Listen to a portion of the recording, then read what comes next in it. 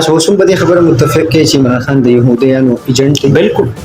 بالکل معاشي صورتحال چې کوم خراب دي ادي عمران خان د ریلو د احتجاجونو د وجې خراب دي د پی ډی ایم د نهلې د وجې نه دي. دوه ما د قرآن په درس باندې به خلکو کنځل لیکل.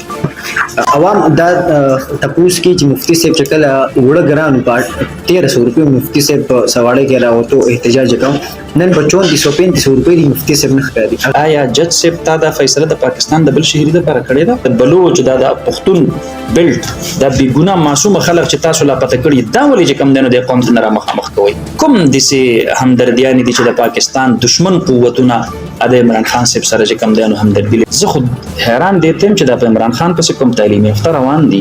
بسم الله الرحمن الرحیم. السلام علیکم قدرمنو کتونکو اوریدونکو سید کامران یم. نن را سره د جی یو آی نائب امیر صوبا د بنیر امیر مولانا فتح غفور صاحب موجود دي. د دې سره خبرې کوو په د پاکستان په موجوده صورتحال باندې او بیا یو څو زما اسلامي تپوسونو دي او هغه باندې د رهنمایي چې دا پکار ده نو دې سره خبرې کوو. د ټولو مبيخ مفتي صاحب تاسو ډیر شکریا چې تاسو موږ ټایم راکړو. ډیر مهرباني. مفتي صاحب لاول خو د حالات حاضرونه شروع دا راته وایي چې د عمران خان په گرفتاری باندې او د هغه پر رهایی باندې تاسو موقف دی. بسم الله الرحمن الرحیم. نو وړاندې په کامران صاحب تاسو ته خیر علي وایم چې جرنالیزم کمپلیټ لا دې چې موږ د خاورې د ولس د یو اواز جوړ شي. عمران خان تاسو د نظر د وړاندې ده چې هغوی د یو عدالتي پروسس مطابق د 2.8 ارب روپو د غبن په الزام کې د سټیټ منی و ریاست پاکستان حق د دې غریبو عوامو د هغې سوا هغه د غبن کړی و او غبن په الزام کې د گرفتار کړلی شو. ظاهره خبره ده کوم خلک چې سیاستدانان وي او سیاست کوي نو هغه د احتساب نه ماورا نه وي. دا به دوی چې دونه ایک پاکستان او دلته څوک په دې بازار کې د یو 200 روپو غلا وکړي هغه په لاس کې پولیس اتکړی ورچي یا عدالت مخامخ کوي نو عمران خان د 2.8 ارب روپو د هغې په غلا کې او په الزام کې ولې عدالت ته نشي مخامخ کېدلی؟ د خپل دولت حکومت کې 50 سیاستدانان گرفتار د ریکارډ حساب چې پکې دا موجوده چیف منسٹر صاحب پرایم منسٹر صاحب او پای کې موجوده د وزرا صاحبان پکې مو د هرې پارټۍ خلق پاغې کې شامل وو علاوه د جمعیت علماء اسلام څخه چې دغه په جامع باندې قسم صداغ نو موجود الحمدلله. عمران خان صاحب چې کوم تربیت د خپل کارکونانو کړی دی هغه د ټولي دنیا ولیدله چې قومي املاک هغوی په کوم بې دردۍ سره وسوځول. اته میټرو سټیشن دا صرف او صرف هغوی په دا وسوځولې او ټول پلازې یې وسوځولې او زه حیران یم یعنې امبولانس د ایدي را روان دی پېښور کې او د هغې نه مریض راکوز کړو او هغه د ایدي امبولانس ته هغې ته طلې ورته کړو. دا کوم تربیت دی؟ دا کوم شعور دی؟ دا کوم تهذیب دی؟ دا کوم ترقي یافته پاکستان غوښتل دي؟ او اختلاف خو د هر چا راتللی شي. د پی ټي آی به د دغې فیصلې سره اختلاف وو موږ احتجاج به یې کړی موږ هم احتجاجونه کړي 2018 په الیکشن باندې زموږ تحفظاتو د اسټبلیشمنټ په کردار باندې زموږ اعتراض و موږ احتجاج وکړو. تاسو په ذهن کې به دا خبره تاسو ته به یاد وي چې په لاهور کې کله زموږ میلیون مارچ را تېرېدلو نو یو طرف ته بل طرف ته زموږ د میلیون مارچ میلیونز اف پیپل چې کوم دی موجود وو په منځ کې په هغې کې د میټرو بس چلېدو. تاسو په خپله لیدلې مونږ 15 ورځې په اسلام آباد کې په لکونو خلق هلته چې کوم دی خپل پروټیسټ هم کوو ګمله مو نه ده ماته کړې.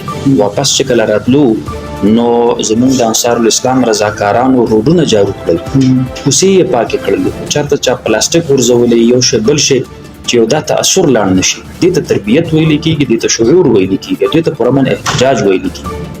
بیا په هغې کې ته سیکیورټي ادارې ټارګېټ کوه او بیا داسې قسم ځایونو ته ټارګېټ کوه یعنې چې کوم سیمبل د پاکستان د بهادرۍ د افواجو دا په میاوالي په ایربیس باندې لګېدلی و د انډیا یو جهاز هغې ته طلې ورته کوه د 1965 د شهداو د هغې چې کوم دغه دي هغې ته چې کوم دی نو مجسمې دي هغې ته تیلی ورته کوه، بیا په ډنډو باندې د کلمې طیبې والا بورډونه وهه، او بیا د کور کمانډر لاهور د هغه په کور کې توړ پوړ کوه، او بیا ته چې کوم دی نو هلته جومات شهید کوه او هغه نظریه تش کوه. دا کوم تربیت دی؟ دا کوم نوی پاکستان دی؟ دا کوم تهذیب دی؟ دا کوم تعلیم دی؟ دې نه معلومه دا شوله چې په سبا دپاره د هر یو لیډر خلاف هم څوک جینون کاروایي کوي، بس دغه کارکنانو ته کلاو اجازت دی، بس هغې چې څه کړي ملک ته وسوځئ، بل ورځ له به هغه ته ریلیف میلاو شي. دا یو نوی ټرینډ د پاکستان په سیاست کې عمران خان صاحب کېښودی، داسې نه وه پکار. خلکو یو ډېر غلط چې کوم دی نو د دې نه تاثر واخیستلو، نوي نسل له دا تربیت ورکول دا د پاکستان د نوي نسل سره هېڅ چې کوم دی نو ښېګړه نه ده. هسې هغه دومره بد تهذیبه شوي دي، بد اخلاقه شوي دي چې خپل سیاسي مخالف ته د مور کنځل کوي، د خور کنځل کوي، د لور کنځل کوي، او د هغې شکلونه بګاړي، د هغې تصویران چې کوم دی نو. یعنی ما زه په خپله خبره درته کوم، ما د رمضان شریف کې دوره تفسیر کو، د قرآن کریم ترجمه کوله. تاسو یقین وکړئ نن هم لا موجود ده، یو ملګري به هغه چلوله، په هغې باندې به زما د قرآن په درس باندې به خلکو کنځل لیکل. دا کوم تربیت دی؟ نو موږ دې ته ګورو بیا د جج صاحب د طرف نه چې کومه فیصله راغله چې دی به په یو مقدمه کې نه ګرفتارېږي. آیا جج صاحب تا دا فیصله د پاکستان د بل شهري دپاره کړې ده؟ د 62 اربو روپو مجرم ته ته ریلیف ورکې، نو دا د 62 روپو والا قیدیان دی ولې په دې جیلونو کې ساتلي دي؟ ووایه که نه وایه، دا ټول رها کوي. چې په جی ایچ کیو باندې چا اټیک کړی دی، په ده باندې به مقدمه نه کېږي، نو بیا دا دومره خلک چې تا لا پته کړي دي دا ولې نه رها کوې؟ دا د بلوچ، دا د پښتون بیلټ، دا بېګناه معصومه خلک چې تاسو لا پته کړي دا ولې چې کوم دی نو د قوم ته نه رامخامخ کوئ چې بس تاسو هم ځئ؟ هغه په جی ایچ کیو باندې په اټیک باندې سپین باز دی عمران خان، تاسو کو په جی ایچ کیو اټیک کړی دی، بس تاسو هم ښه کار کړی دی، بس تاسو هم رها شئ. نو صاحب او بیا په دې 2 ورځې کې د امریکې د کانګرس ته طرف نه ګریګ میری، دا د هغې رکن کانګرس دی چې دا د یهودیانو د هغې چې کوم دی نو کټر یو متعصب حامي دی، هغه د عمران خان صاحب په حق کې میدان ته رادانګي. بریټ شرمن دا د امریکې د کانګرس رکن دی او دا د فلسطین مخالف لابی یو اهمه حصه ده، هغه میدان ته رادانګي. زلمی خلیلزاد پکې میدان ته رادانګي. اخر کوم داسې همدردیانې دي چې د پاکستان دشمن قوتونه د عمران خان صاحب سره چې کوم دی نو همدردي لري، صرف د دې دپاره چې تا موږ تکړه کړو چې سبا دپاره ته اوسپورې په ګیټ نمبر 4 باندې اټیک وکړو، چې سبا له په ګیټ نمبر 3 او 2 او بیا په آخر کې په ګیټ نمبر 1 باندې اټیک وکړي. دا خو د پاکستان دفاعي حصار دی. نو بیا د ملک ته د انډیا د دشمن هیڅ ضرورت نشته دی، بیا د ملک له بل دشمن ضرورت نشته دی، بس همدغه عمران خان یې کافي دی. تاسو اوس هم په دې خبره متفق کې چې عمران خان د یهودیانو ایجنټ دی؟ بالکل څنګه چې د ویلو ابسولوټلی ناټ. زه دا خبره کوم که څوک وایي چې دا دروغ دي، زه هم ابسولوټلی ناټ، دا دروغ نه دي، رښتیا دي. ما سره ثبوت دی، زه ثبوت پیش کوم. ډاکټر اسرار د نن څومره وخت مخکې خپل کتاب کې د متعلق پیشنګویي کړې، حکیم سعید د څومره وخت مخکې د په حق کې چې کوم دی نو پیشنګویي کړې وه، او دغه شانتې دا 15 ملکونو فنډینګ چې دته کله وشو، فارن فنډینګ، او په هغې کې بیری سی شنیفس په نوم باندې یو یهودي دی، زه نوم اخلمه د دې دپاره چې شاید چې د پی ټي آی یو ملګری دا سرچ کړي او دا وګوري چې یاره دا رښتیا دي او که دا رښتیا نه دي. هغه چې کوم دی نو د امریکې شهري دی او هغه زاینسټ تحریک د هغې چې کوم دی نو فاینانسر دی. نو داسې قسم متعصب او کټر یهودیان چې په پاکستان کې چاته فنډینګ کوي، آیا دا د یهودیانو ایجنټ نه دی؟ دا څوک دی؟ دا زلمی خلیلزاد ولې د زلمی خلیلزاد هغه سړی دی چا چې افغانستان لوټي کو، چا چې عراق لوټي کو، چا چې شام لوټي کو، چا چې لیبیا لوټي کړله، هغه سړی په پاکستان کې د عمران خان حمایت ولې کوي؟ دیٹ از د کوېسچن. دا د پاکستان قوم له دې خبره لږ تحقیق پکار دی. ولې دا زلمی خلیلزاد دی چې په هر ځای کې اسلام دشمن قوتونه سپورټ کوي، دی په پاکستان کې عمران خان ولې سپورټ کوي؟ آیا د دم پاکستان دقسې ورانولو ته اراده ده څنګه چې افغانستان لوټي کو، یا عراق لوټي کو، یا شام او لیبیا لوټي کړله؟ نو زمونږ دا موقف دی، موږ په خپل موقف باندې کلک ولاړ یو. بیګا د زیک ګولډ سمیت انټرویو به شاید چې تاسو یې اورېدلي یا نه یې اورېدلي، بیګا هغه ویلي دي چې مونږ د عمران خان چې کوم دی نو د هغه ژوند غواړو او مونږ د هغه فلانو، دا یې نه دي ویلي چې مونږ د پاکستان ژوند غواړو. موږ د عمران خان ژوند غواړو، نو زه به څنګه چې لکه یو سړی هغه د CFI رکن دی کنزرویټیو فرینډز اف اسرائیل او هغه د عمران خان حمایت کوي، نور زه د یهودي ایجنټ زه نور څه ته ووایم؟ دغه ته یهودي ایجنټ ولیکي، پیسې ولا هغې ورکوي، حمایت یې هغې کوي، سپورټ یې هغې کوي، او دغه ته ایجنټ ویل کېږي. جی یو مفتي صاحب ورته دا هم ووایي چې د عمران خان یو جنون مطالبه دا ده چې الیکشن دی وکړی شي، نو PDM د اوسه پورې د الیکشن په موډ کې نه ښکاري، د دې څه وجه کېدای شي PDM د الیکشن نه تښتي ولې؟ اول خو د عمران خان دا جواب د قوم لور کې چې تا د اسمبلۍ نه ماتولې ولې ته په حکومت کې نه وې، تا ولې استعفا ورکوله د قومي اسمبلۍ نه؟ ته پنجاب کې ستا حکومت نه، تا ولې ختم؟ په خیبر پښتونخوا کې ستا حکومت نه، تا ولې ختم؟ دا تا د بچو کیل د دې نه جوړ کړی دی. یو طرف ته د غلاګانې کړي دي، توشخانه دې خالي کړې ده، په BRT کې پتا باندې کیس دی، په بلیونټري کې پتا باندې کیس دی، د القادر ټرست کې پتا باندې د 62 اربو روپو چې کم دنو کیس دی، تا د اربونو روپو چې کم دنو غبن کړی دی، ملک دی دیوالی کړی دی، سټیټ بینک اف پاکستان د IMF ته حواله کړی دی، د پاکستان معیشت په IMF او په يهودي مالیاتي ادارو باندې خرڅ کړی دی، پاکستان کې تا پاتې کړی سي ته پس شي الیکشن کې الیکشن خو به تعلق کې چې تاسو سره په خزانه کې دومره پیسې وي چې ته الیکشن کمیشن ته کم از کم ورکې کنه 100 ارب روپۍ به ته د کم ځای نه راوړې، تاسو سره کوم ځای کې دي ته ولا ورکه کنه، د خپل بنیګاله خرڅ کنه.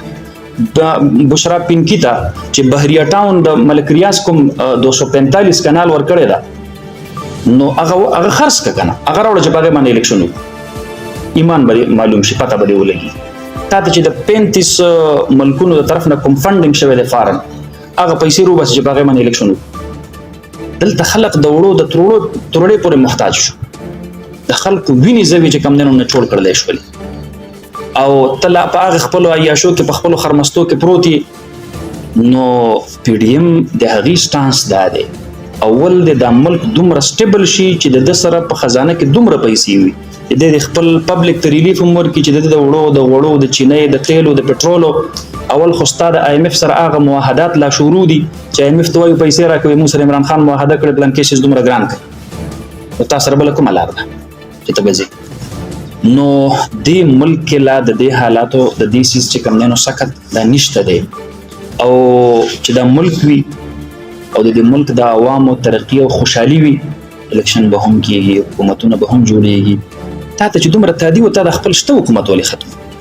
ته چې په حکومت دومره مین یې نو تا د شته حکومتونو نه ولې ریزاین دې ورکو، دا دې ولې ختمول؟ دې وجه نه موږ وایو چې د دې عوامو خوشحالي پکار ده، او د عوامو اقتصادي خوشحالي ده د ټولو نه اهم څه. کو شهباز شریف په حکومت کې او کو عمران خان په حکومت کې د غریب سړي د دې سره کار دی چې ماته وړه ارزان میلاو شي، ماته چینی ارزانه میلاو شي، ماته ګیس او تیل چې کوم دی نو ارزانه میلاو شي، کرایانې کمې شي. د هغې د دې سره څه ده؟ دا 2018 نه دا د مهنګایي د ترقۍ د سفر شروع شوی او د ودرېدلو نوم نه اخلي. ولې؟ ځکه چې چاینا د هغې انویسټمنټ په پاکستان کې بند کړو، 50 ارب ډالر صرف د IMF د 6 ارب ډالرو دپاره. زه خو حیران دې ته یم چې دا په عمران خان پسې کوم تعلیم یافته روان دي، دې تعلیم یافتو نه لږ تپوس وکړي، وایي د تاسو په دې ککرۍ کې دننه څه دماغ شته دی که نشته دی؟ 50 ارب ډالر تاسو د چین هغه د دوستانې هغه سرمایه کاري هغه بندوي او د IMF د غلامۍ 6 ارب ډالرو ته غاړه ږدئ، او بیا دومره په سختترینو شرایطو سره ورسره معاهده کې چې هغه سختترین شرایط تر اوسه پورې یو حکومت چې کوم دی نو منلي، کوم چې ده منلي. د دې وجې نه موږ وایو چې د دې ملک دپاره د ټولو نه اولین ضرورت هغه د عوامو اقتصادي خوشحالي ده. مفتي صاحب PDM کله چې دی په حکومت کې راتلو او تحریک عدم اعتماد راتلو، نو دی دا دعوه کوله چې عمران خان ملک تباه کړو، موږ به راشو ملک چې دی به ښه صورتحال ته بولو. موږ چې ګورو نو په اوسنۍ په دې هفته کې هم مهنګایي چې ده هغه 48% ته ورسېده. نو PDM چې کله د معاشي طور پر پاکستان مستحکم کوي نه شو، نو ولې راتلو؟ تاسو ته د دې خبرې اندازه شته چې په دې 13 هفته کې د عمران خان د دې جلاو ګیراو د لاسه پاکستان ته 145 ارب روپو نقصان شو. 145 ارب روپو.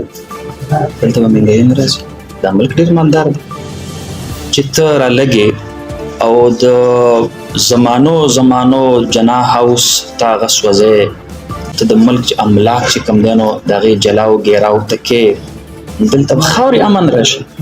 دا امن دی چې د یوې فیصلې خلاف داسې چې کم دی نو خلق راوځي او هغه قومي املاکو ته اور ورته کوي، د خلکو ګاډي سوځي او د خلکو چې کم دی نو دوکانونه لوټي. په پېښور کې پرون نابلز لوټ مار شوی دی، دوکانونه لوټ شوي دي. دا ملک په خاورې ترقي وکړي چې تر څو پورې دا ناسور د دې ملک نه ختم شوی، دا فتنه تر هغه وخته پورې دا ملک به د ترقۍ نوم هم نه اخلي. نوم جی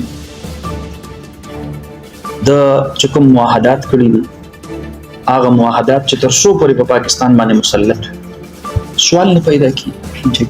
دلته بل ورځ د چین وزیر خارجه راتلو، ګوره چې 2014 کې د چین صدر پاکستان ته اسلام آباد ته راتلو، عمران خان د درنې اعلان وکړ.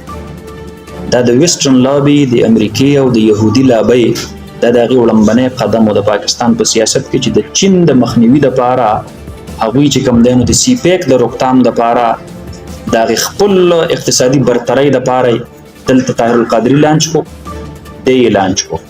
او دا زه نه وایم، دا خو د دې خبرې ته په خپله اعتراف کړی دی. اوس دی خو ماشاءالله عقل ورله خدای دومره ورکړی دی چې پرون یو خبره وکړي نن ورپسې بله خبره کوي. د دې خبرې ته په خپله اعتراف کړی دی. نو ګوره بل ورځ چې کله چاینیز فارن منسټر راتلو په هغه ورځ باندې په ټول پاکستان کې دي بیا احتجاجونه شروع کړي چې تر څو پورې دې ملک ته سرمایه‌کاري نه ده راغلې، د دوست ممالکو د هغې اعتماد نه دی بحال شوی. نن سعودي عرب په پاکستان کې انویسټمنټ ته نه دی تیار، ولې؟ د عمران خان د لاسه.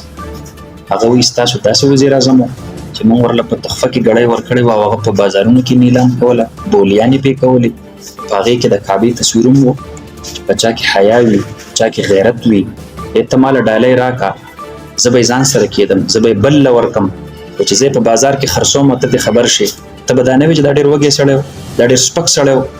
د ډالۍ او د تحفې چېرته قیمتي، دا خو د ډېرو سپکو خلکو کار دی. نن هغه سعودي عرب په پاکستان کې سرمایه‌کارۍ ته نه دی تیار، هغه UAE هغه په پاکستان کې سرمایه‌کارۍ ته نه دی تیار، هغه ملیشیا چې د ملیشین کوالالمپور سمټ د کېښودلو دپاره مشوره عمران خان ورکړې وه، خو چې کله پرې پریشر د پاسه راغی نو بیا هلته هغه سمټ ته لاړ نه شو. نن هغه ملیشیا په پاکستان کې انویسټمنټ ته څنګه تیار شي؟ نن هغه ټرکي چې په اسلامي ملکونو کې هغې ته د تمه او توقع ته نه ساتلی کېږي، چې په کوالالمپور او په ملیشین سمټ کې هغه د مدعي په حیثیت باندې وه، چې پاکستان کله هغې ته د تګ نه انکار وکړو، د هغې اعتماد مجروح شو. هغه نن خاورې په پاکستان کې انویسټمنټ او سرمایه‌کاري وکړي. پاکستان د اقتصادي خوشحالۍ دپاره د دوست ملکونو د اعتماد بحالي ضروري ده، او دا به الو کېږي چې د هغه دوست ممالکو کم دشمن په پاکستان کې موجود دی چې کم از کم په پاکستان په سیاست کې نه وي انشاءالله نه. جی یعنې ستاسو د خبرې نه دا تاسو ملویږي چې د ملک معاشي صورتحال چې کوم خراب دي، ادي عمران خان د ریلو د احتجاجونو د وجې خراب دي، د PDM د نهلې د وجې نه دي. 2018 نه را په دې خوا چې د هغه کومې فیصلې دي، کومې پالیسۍ دي، تاسو تر 2018 پورې پاکستان ته ګورئ که پاکستان کرنسي په ترقۍ باندې و، د پاکستان چې کوم سالانه GDP وه هغه په ترقۍ باندې و، او د پاکستان د کرنسي چې کوم دی نو د هغه په بره په ګروث باندې روانه وه، او په پاکستان کې به روزانه د میگا پروجیکټس د هغې افتتاحګانې کېدلې. چاینا لګیا و دلته چې کوم دی نو په انرژي سیکټر باندې، په ترانسپورټ سیکټر باندې، په مختلف دغه باندې هغوی لګیا و، دلته کارونه یې کول، چېرته ماربل د انډسټریل زون یې چېرته جوړو، چېرته ریلوے لاین ټریک بچاوو، چېرته چې کوم دی نو د سی پیک په شکل کې یو ټرانزټ روټ چې کوم دی نو دا یې د برابرو، چېرته په ګوادر باندې لګیا و. دلته یو معاشي ګرماګرمي روانه وه. د عمران خان صاحب په راتګ باندې هغوی د سی پیک چې څومره پروجیکټ شو هغه فریز کړل، او د سی پیک چې کوم سیکرټ ډاکومنټس هغه یې امریکې ته حواله. جی مفتي صاحب یو عوامي تپوس د ناکامه عوام دا تپوس کې چې مفتي صاحب چې کله وړه ګرانو په 1300 روپیو مفتي صاحب په سواړه کې راوتو احتجاج وکړ، نن په 3435 روپۍ د مفتي صاحب نه ښکاري، هغې خلکو ته به سوال غواړم. یو خو تاسو ولیدل چې زمونږ حکومت سبسایډایز هم ورکړل او بیا د هغې نه وروستو په رمضان شریف کې د پرمیر 1,35,000 خاندانونو فري ورکړل. په کار خو دا ده چې د هغې لږه ستاینه وکړلی شي او هغه خلک هغوی دا تسلیم کړي چې او د پی ډي ایم د طرف نه یا د مفتي صاحب د طرف نه دا زموږ د دې غریب ولس لپاره یو تحفه وه. دا ټیک ده، په هغې کې به داسې ضرور شوي چې بعضې خلک به حقدار و، هغې ته به نه میلاو شوي، خو دا اسسمنټ یا دا تجزیه کاري دا مخکې حکومت کې شوي او د هغې سره حکومت سره یو فهرست تیار پروت و، هغه تیار فهرست باندې هغه څیز دا یې ورکړ. حکومتونو کې چې څوک راشي هغه د چا خلاف احتجاج کوي، هغه صرف او صرف د حالاتو د بهترۍ دپاره کردار ادا کوي. الحمدلله دا موجوده حکومت لګیا دی د خپل وس او د خپل بساط مطابق د حالاتو د بهترۍ دپاره خپل کوشش کوي. چونکې ستاسو په علم کې ده چې کله داسې قسم خلکو باندې عدالت لاس اوچتوي لکه د عمران خان رضی الله ملک دشمنه، نو د هغې په باره کې لکه د هغې بعضې شرپسند عناصر هغه رالګي او املاکو ته تاوان رسوي، عدالت رالګي او هغې ته ریلیف ورکړي چې په کوم ملک کې انصاف نه وي، په کوم ملک کې امن نه وي، هغه ملک د اقتصادي خوشحالۍ سره شي. اوس دا ماته ته ووایه چې آیا دا په بې انصافۍ فیصلې پی ډي ایم وکړلې او که نه دا د عمران خان د سخرانې والدیجه جوړ کړلې؟ دا په دې ملک کې د سیسو جلاو ګیراو دا د دې په یو ورځ کې د 150 ارب روپو دا نقصانات 9 مئی باندې دا پی ډي ایم وکړ که دا پی ټي آی وکړ؟ آیا د آی ایم ایف سره دا معاهدې پی ډي ایم کړي دي که دا عمران خان کړي دي؟ آیا سټیټ بینک د پاکستان په آی ایم ایف باندې پی ډي ایم خرڅ کړی دی که عمران خان خرڅ کړی دی؟ آیا سی پیک 50 ارب ډالر په پاکستان کې سرمایه کاری پی ډي ایم منع کړی و خو عمران خان منع کړی و؟ دا وجوهات دي په پاکستان کې د اقتصادي بدترۍ. مونږ لګیا یو، زه خو احتجاج کوم نن زما احتجاج د هغې په ځای باندې چې زما د ملک اقتصادیاتو ته چا نقصان رسولی دی هغه خلکو ته سزا ورکول او د انصاف کټهرې ته راوستل. ما دپاره د دې مهنګایۍ د خاتمې او د ارزانۍ د راوستلو لار هغه دقه ده. زه چې هغې باندې لاس ورچوم هغې ته ما څوک نه پرېږدي. ظاهره خبره ده اوس حکومتونه خو د دې دپاره نه چې هغه بیا احتجاج کوي. زه د چا خلاف احتجاج کوم؟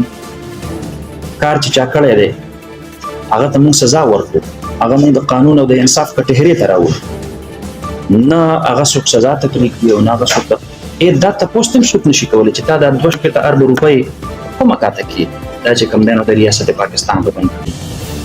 چې ملک کله داسې بدماشان ګرځي نو زه خو وایم د خلکو به وی به په کراچۍ کې هغه فلان کې بدماش دی هغه ته چې کوم دی نو حکومت داسې دغه ورکړی دی، فری هینډ ورکړی دی، دومره پښتانه وژلي دي او داسې کړي هغه څه نوم یې مال نوم هم نه راځي. نو زه خو وایم انور نه، دا خو د ټولو بدماشانو غټ بدماش دی، ځکه دا د چې کوم د فراډ کړی دی، کوم غبن کړی دی او د عدالت ریلیف ورکړو، دا ټول جیلونه آزاد کړي، پرېږده وایي دا خلاف.